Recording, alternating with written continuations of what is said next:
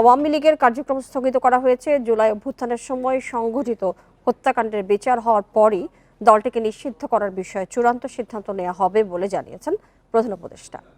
বাংলাদেশ সময় বিকেলে লন্ডনের চেথাম হাউসের মতবিনিময় সভায় একথা জানান অধ্যাপক মোহাম্মদ ইউনূস।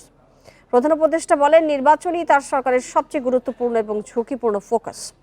17 বছর পর দেশের সবচেয়ে সুষ্ঠু এবং শান্তিপূর্ণ নির্বাচন আয়োজনের প্রস্তুতি চলছে বলেও জানান তিনি। অধ্যাপক ইউনূস বলেন, সব রাজনৈতিক দলের মতামতের ভিত্তিতে জুলাই সনদ চূড়ান্ত হবে। তিনি আরও জানান, প্রতিবেশী দেশগুলোর সাথে সবসময় ভালো সম্পর্ক রাখতে চায় বাংলাদেশ, কিন্তু ভুয়া সংবাদ এবং নানা অপপ্রচারের কারণে সাইবার স্পেসে অস্থিরতা সৃষ্টি হয়েছে, যা দুদেশের সম্পর্কে নেতিবাচক প্রভাব ফেলছে। 17 years. আওয়ামী লীগের কার্যক্রম স্থগিত করা হয়েছে। জুলাই অভ্যুত্থানে হত্যাকাণ্ডের জন্য বিচারের পর দলটি নিষিদ্ধ হওয়া না হওয়ার বিষয়ে চূড়ান্ত সিদ্ধান্ত নেওয়া হবে। আগামী জাতীয় নির্বাচন হবে 17 বছর পর দেশে সবচাইতে সুষ্ঠু ও শান্তিপূর্ণ নির্বাচন। সব রাজনৈতিক দলের মতামতের ভিত্তিতেই আমরা জুলাই সনদ চূড়ান্ত করতে চাই।